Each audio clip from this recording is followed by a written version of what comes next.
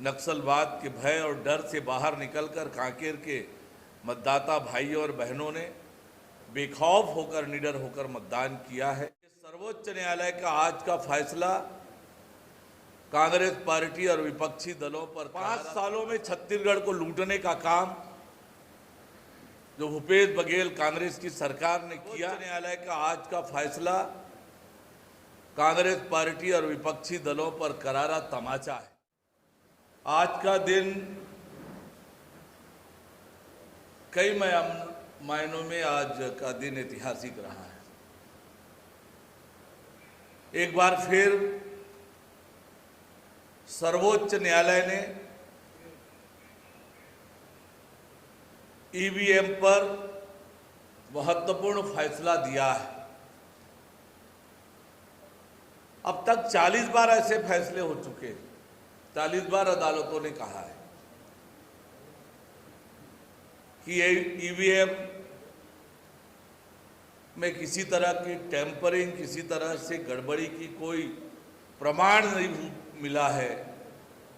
VVPAT के बारे में भी सर्वोच्च न्यायालय ने स्पष्ट रूप से अपना अभिमत दिया है और कांग्रेस और विपक्षी दल अनावश्यक रूप से एक प्रोपोगेंडा खड़ा करने का प्रयास किया था, तो ये और कांग्रेस पार्टी ये करती है, विपक्षी दल ये करते रहे हैं, हार के बहाने ढूंढते हैं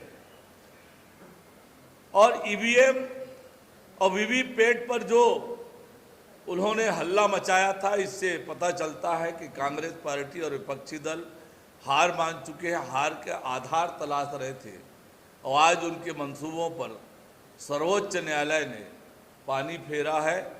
ये विपक्ष पर करारा तमाचा है। आज दूसरे चरण का मतदान हुआ है। छत्तीसगढ़ में 3 लोकसभा क्षेत्र, राजनांदगांव, कांकेर और महासमुंद, देश के 88 लोकसभा क्षेत्रों में आज मतदान हुआ है। पहले चरण में हमारे प्रदेश में एकमात्र बस्तर लोकसभा सीट पर मतदान हुआ था। जो उत्साह हमने बस्तर के प्रथम चरण में देखा, वही मंजर आज भी देखने को मिला। सवेरे से मतदान केंद्रों में लंबी लंबी कतारें लगी और भारी पैमाने पर मतदान हुआ है। तो निश्चित रूप से ये लोकतंत्र की मजबूती का एक उदाहरण है। और कांकेर लोकसभा तो बस्तर में जिस प्रकार से उत्साह दिखा, अनेक बूथ जहां कभी मतदान नहीं हुआ था, ऐसे बूथों पर मतदान हुआ। निडर होकर, निर्भय होकर मतदाता निकलकर मातदान केंद्र में आकर अपने मतों का प्रयोग किया। माओवादियों के मंसूबों को नाकाम किया। कांकेर में भी यही मंजर देखने को मिला है। नक्सलवाद के भय और डर से बाहर निकलकर कांकेर के मतदाता भाइयों और बहनों ने बेखौफ होकर, निडर होकर मतदान किया है। ये निश्चित रूप से सरकार के 4 महीने के जो प्रयास है उसका नतीजा है कि हमने नक्सलवाद पर लगाम लगाई है और उस दिशा में हमारी सरकार मजबूती से आगे बढ़ रही है। कांकेर का मतदान निश्चित रूप से ऐतिहासिक है। नक्सल प्रभावित होने के बावजूद हमारी सरकार के प्रयासों से लोगों में विश्वास जगा है और निकल कर आए, मतदान किए। यही स्थिति राजनांदगांव लोकसभा की है। वहां पर भी लोग निडर होकर, बेखौफ होकर निकले और मतदान किए। महासमुंद में भी यही मंजर। तो ये निश्चित रूप से बहुत उत्साहजनक मतदान आज का रहा है और पहली बार ये महसूस हुआ है अब तक एंटी इनकम्बेंसी दिखा करती थी चुनाव में, लेकिन इस बार के लोकसभा चुनाव में प्रो इनकम्बेंसी दिख रही है। जनता आगे बढ़कर नरेंद्र मोदी जी का नाम लेकर निकल रही है और नरेंद्र मोदी जी के साथ जनता खड़ी हुई दिखाई देती है। तो ये निश्चित रूप से ये 3 लोकसभा के जो परिणाम आज मतदान हुए हैं वो भारतीय जनता पार्टी के लिए बहुत उत्साहजनक है।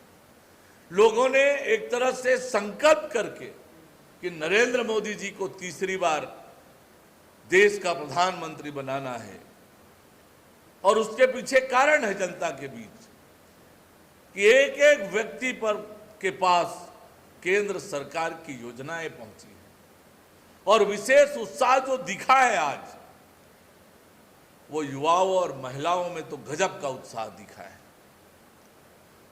युवाओं का जो उत्साह वो देखते ही बन रहा था, माताओं बहनों का उत्साह गजब तो देखते ही बन रहा था। उत्साहित होकर जो मतदान केंद्र आ रहे थे वो साफ झलक रहा था कि नरेंद्र मोदी जी के लिए ये निकल कर आए हैं। और इतनी मौसम की प्रतिकूलता के बावजूद, शादियों का सीजन होने के बावजूद भारी पैमाने पर मतदान हुआ है।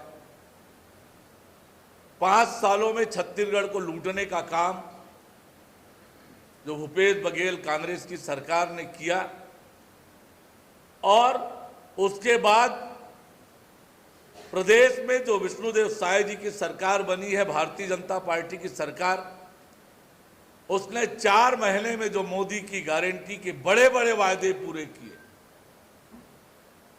उसका भी स्पष्ट रूप से असर जनता के बीच दिख रहा है। और मैं पूरे विश्वास के साथ ये बात कह सकता हूं कि पहले चरण की बस्तर, दूसरे चरण की राजनांदगांव, कांकेर और महासमुंद सहित 11 की 11 सीटें भारतीय जनता पार्टी जीतने वाली है। कांग्रेस का सुफड़ा साफ होने वाला है, कांग्रेस पार्टी 0 में आउट होने वाली है। और इस भारी मतदान के लिए जो मतदान दल, सुरक्षा के अधिकारी, कर्मचारी और पार्टी के कार्यकर्ताओं को मैं बधाई देता हूं कि उन सब के समन्वित प्रयास से इतने भारी पैमाने पर मतदान हुआ है। लोकतंत्र को ताकत और मजबूती मिली है और एक मजबूत सरकार, एक निर्णायक सरकार बनाने की दिशा में लोग आगे बढ़े हैं और एक विकसित भारत के निर्माण के लिए एक मजबूत और सक्षम सरकार प्रदेश और देश की जनता बनाने वाली है।